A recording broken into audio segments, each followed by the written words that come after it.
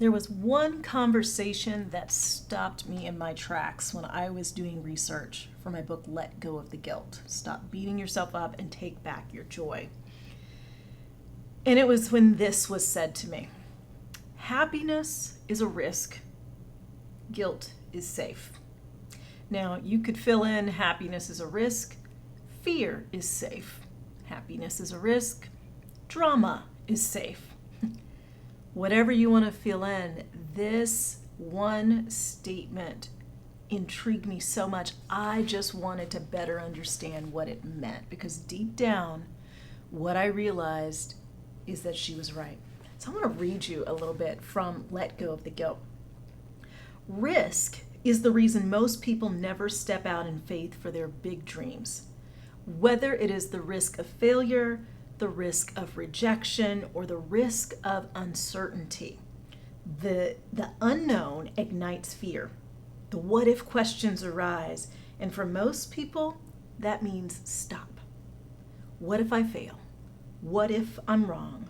What if they don't like my decision? What if, and you fill in the blank. If you're human, you've likely asked what if questions that left you paralyzed with fear. You know, no matter the goal, most of us overestimate the risk of what it would mean to do something that brings us joy, brings us happiness, but also means stepping out of our comfort zone and making a change. And here's one of the things I've learned from coaching. Whenever we are asking ourselves what if questions, it's important not only that we actually answer those questions, because typically the very thought of what if this happens sends us spiraling down this rabbit hole that says that's probably going to happen. And because it's probably going to happen, I am too afraid to even move forward. But the other question we have to coach ourselves with is, what if that doesn't happen? What if I move forward and I get the happiness I was hoping for? What if I move forward and I get to live fully in my purpose? I get to experience this thing that I'm saying is so important to me, even though I'm afraid of the risk of pursuing it.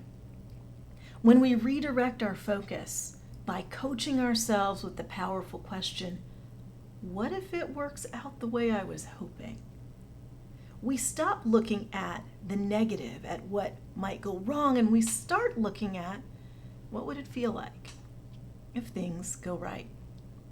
You know, so much of being able to be resilient, being able to move forward in the face of uncertainty, is managing your thoughts.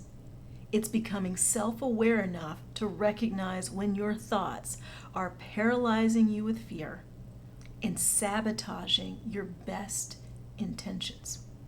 So I'm wondering, what is that thing that you really want to do, but you keep saying, what if it doesn't happen? What if it doesn't go right? What if I'm disappointed?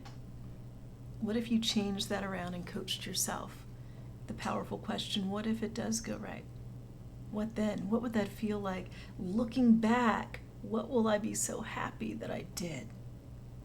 Happiness indeed can feel like a risk, because when we are happy, we risk that maybe the happiness doesn't stay. We risk that maybe we thought we were going to be happy and this thing that we pursued, maybe it wasn't worth it.